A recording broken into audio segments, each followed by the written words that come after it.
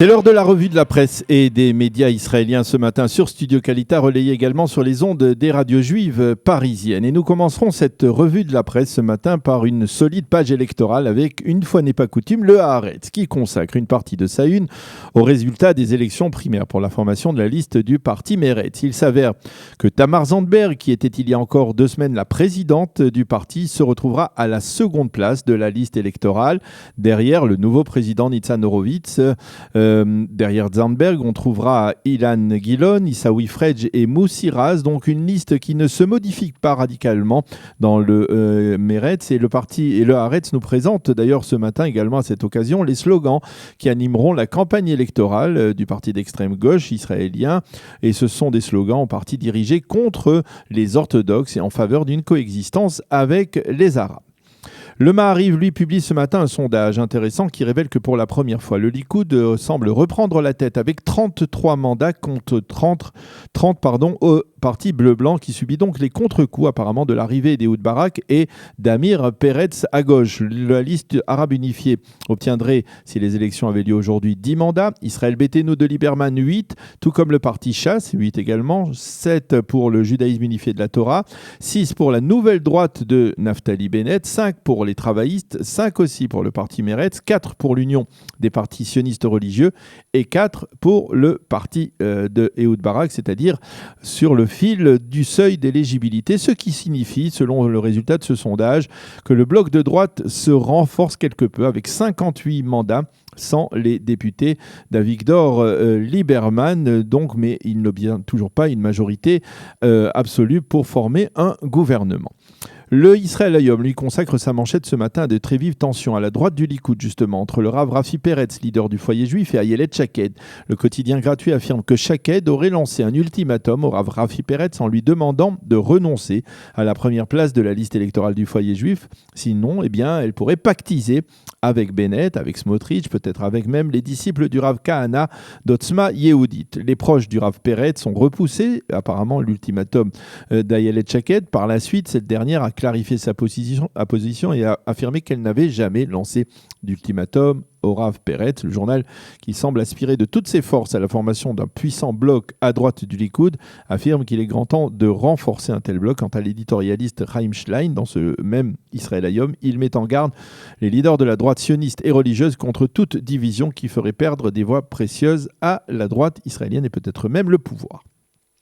Les quotidiens israéliens constatent également que le Premier ministre a décidé de se lancer à la conquête de l'électorat traditionnel d'Avigdor Lieberman, les Olim de l'ex-Union soviétique.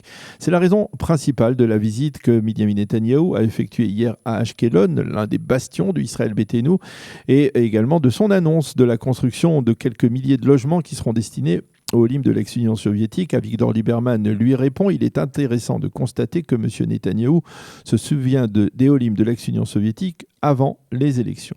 Et puis une affaire qui pourrait bel et bien embarrasser Ehud Barak. Les quotidiens israéliens de ce vendredi ainsi que les journaux télévisés d'hier soir révèlent en une que l'ancien Premier ministre a été l'associé de Jeffrey Epstein, le milliardaire américain arrêté et soupçonné de traite de jeunes filles mineures par l'administration américaine. Selon les médias israéliens, Barak aurait investi des millions de dollars que lui aurait donné Epstein pour développer une start-up.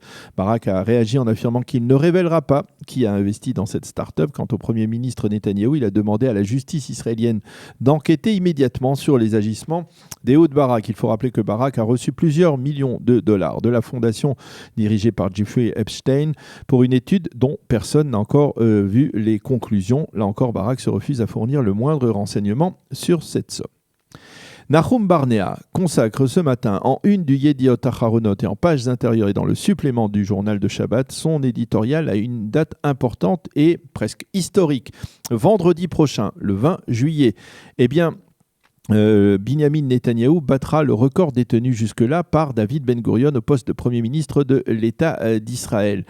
13 ans et 128 jours. Mais il avoue avoir demandé au professeur Itamar Rabinovitch, qui a rédigé la biographie d'Yitzhak Rabin, en quoi cette date était véritablement importante. Je pensais, écrit Barnea, que pour les premiers ministres, ce qui était important était avant tout les acquis, les succès, les échecs durant leur mission.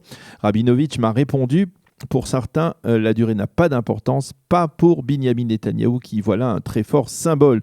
Dans la suite de cet éditorial très long d'ailleurs, Nahum Barnea tente de comprendre pourquoi cette comparaison entre David Ben Gurion et Binyamin Netanyahou est-elle si importante pour l'actuel Premier ministre. Il explique qu'au début de son second mandat, en 2009, Netanyahou aspirait à voir sa politique validée d'une certaine manière rétroactivement par Ben Gurion, mais depuis 2015, eh bien, il constate que les choses ont changé. Netanyahou n'a plus besoin de la reconnaissance du père fondateur de l'État d'Israël.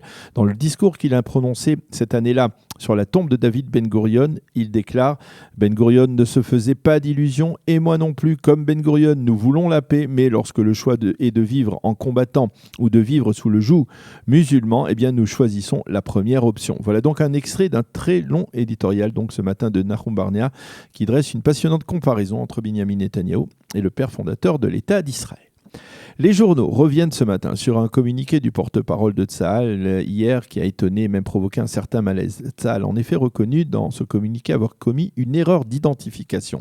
Il parle même de malentendu lors d'un accrochage qui s'est produit hier matin le long de la barrière de sécurité qui sépare Israël de la bande de Gaza. Une unité de la brigade Golani qui patrouillait le long de la barrière a en effet abattu un Palestinien armé qu'elle avait repéré comme étant un terroriste. Or, il s'avère que l'homme appartenait aux forces du Hamas qui sont chargées d'empêcher les manifestants de s'avancer vers la barrière de sécurité ou même de tenter de la franchir. Le Hamas et les factions palestiniennes menacent depuis de se venger. Le porte-parole de Tsahal s'est donc à demi-mot excusé et cela fait grincer des dents en Israël. Ainsi, Yossi Yehoshua affirme dans le Yediot Ahronot que cet incident est en fait le reflet de la complexité de la situation le long de la frontière entre Israël et la bande de Gaza. Plusieurs sites d'information soulignent que le terroriste qui a poignardé à mort le Rav Itamar Ben-Gal il y a un peu plus d'un an au carrefour d'Ariel a été reconnu hier coupable de meurtre. C'est le tribunal de district de Lod qui l'a condamné. Tous les journaux israéliens mentionnent en une et en page intérieure un terrible accident qui a décimé hier une famille israélienne qui avait garé son véhicule sur le bas-côté d'une autoroute. Un camion a percuté le véhicule à très grande vitesse. La mère de famille et son fils ont été tués. Le frère, un officier de l'armée de l'air israélienne, a été sérieusement blessé. Seule une petite fille de 2 ans a été légèrement blessée. Les images que nous répercutent les journaux ce matin et les images que nous avons vues hier dans les journaux télévisés sont particulièrement impressionnantes. Et puis nous terminerons ce survol de la presse israélienne de ce vendredi matin avec le Israël Hayom qui publie dans son supplément du Shabbat un entretien avec les parents de la crèche de l'horreur. Cette crèche dirigée par Carmel Maouda dont nous avons parlé en début de semaine, une puéricultrice qui ne porte pas vraiment bien son titre et qui est aujourd'hui accusée de sévices sur les enfants de très bas âge dont elle avait la responsabilité.